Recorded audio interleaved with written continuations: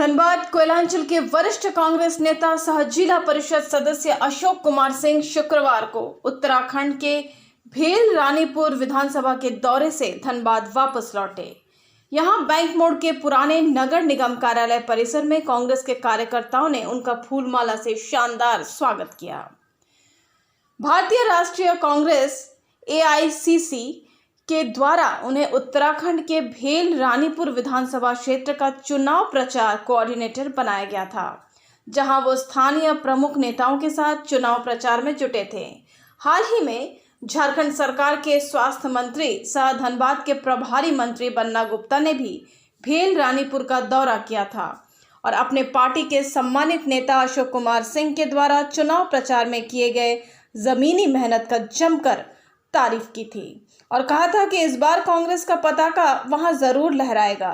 वहीं धनबाद के बैंक मोड़ में कांग्रेस कार्यकर्ताओं द्वारा स्वागत किए जाने से गदगद अशोक कुमार सिंह अपने पार्टी नेताओं एवं कार्यकर्ताओं का आभार जताया। इस अवसर पर कांग्रेस के वरिष्ठ नेता AICC कोऑर्डिनेटर अशोक कुमार सिंह ने मीडिया कर्मियों से बातचीत करते हुए कहा कि ये उनका सौभाग्य है कि कुंभ की नगरी हरिद्वार और मां गंगा के आशीर्वाद से उन्हें उत्तराखंड भेल रानीपुर के विधानसभा क्षेत्र का चुनाव प्रचार कोऑर्डिनेटर बनाया गया।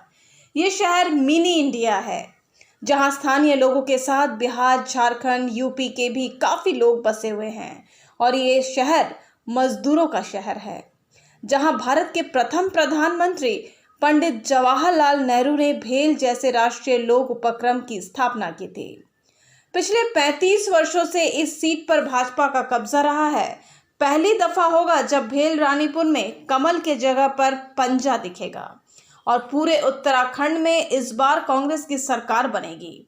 उन्होंने बताया कि उत्तराखंड के 70 सीटों में से सर्वाधिक सीटों पर इस बार कांग्रेस का कब्जा होने वाला है और भारी बहुमत से कांग्रेस की सरकार वहां बनने जा रही है।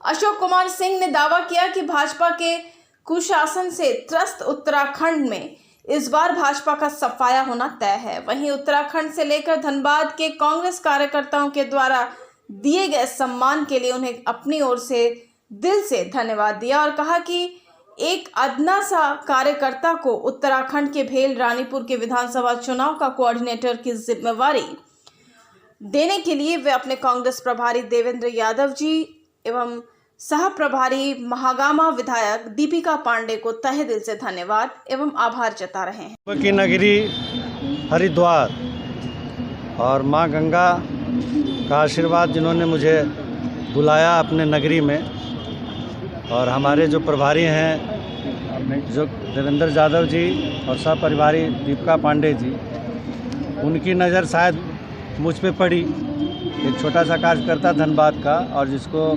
उन्होंने इतने दूर इतनी बड़ी जिम्मेवारी सौंपी। भेल रानीपुर आप कह सकते हैं कि आध्यात्म का भी एक जगह है, और जो नई भारत है उसका भी मंदिर वहीं पे है। BHEL भेल आप लोग सब लोग जानते होंगे कि एक बहुत बड़ा नेहरू जी के द्वारा स्थापित किया गया कारखाना है।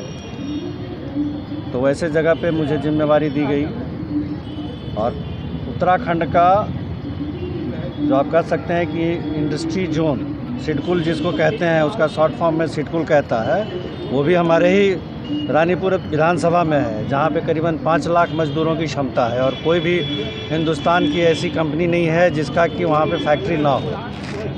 बहुत बड़ा आप कह सकते हैं कि इंडस्ट्रियल हब है भेल रानीपुर। तो मज़दूरों के बीच में ही था मैं, धनबाद में भी मज़दूरों के बीच रहता हूं, और वहां भी मुझे जो भेजा गया वो मज़दूरों के बीच में ही था, और बहुत ही अच्छा लगा काम करके। पिछले 1 महीना में बहुत कुछ सीखने को मिला, समझने को मिला, लोगों के पास जानने का अवसर मिला कि उत्तराखंड में एक्चुअली तकलीफ़ क्या है लोगों को।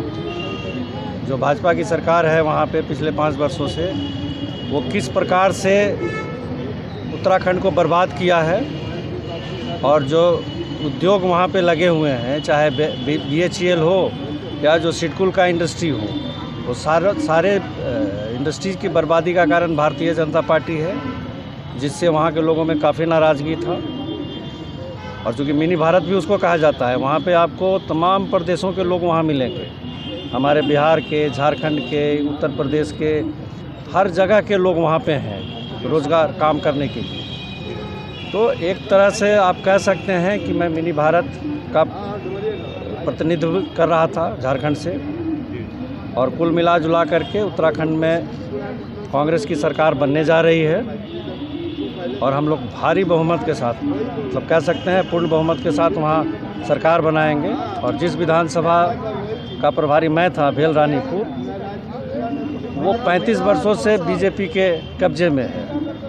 उत्तराखंड बनने के पहले से ही भारतीय जनता पार्टी का विधायक वहाँ से हुआ करता था, लेकिन इस बार मुझे पूरा विश्वास है कि वो भाजपा का गढ़ टूटेगा और वहाँ कांग्रेस का पंजा जो है, जो मजदूर हैं, गरीब हैं वहाँ का, उसका हाथ थामेगा लोग पंजे का। और बीच में हमारे झारखंड सरकार के जो मंत्री हैं बन्ना गुप्ता जी, उनको भी संजोग से जिम्मेवारी दी गई थी हमारे ही विधानसभा क्षेत्र में। वो भी 3-4 दिन तक वहाँ रहे और मिलजुल करके एक अच्छे माहौल में हम लोगों ने प्रचार किया कांग्रेस पार्टी के पक्ष में। और इसका फल मुझे विश्वास है कि 10 मार्च को जब रिज़ल्ट आएगा तो बहुत ही अच्छा रिज़ल्ट आएगा और हम कांग्रेस पार्टी के प्रत्याशी को वहाँ से ज़रूर जिता पाएंगे। और मैं, जो हमारे धनबाद के कांग्रेस के कार्यकर्ता हैं, उन्होंने जिस प्रकार से मुझे आज सम्मान किया है, उसके लिए मैं अपने सभी कार्यकर्ता भाइयों का, जितने भी हमारे साथी हैं, सभी को दिल से सहृदय धन्यवाद।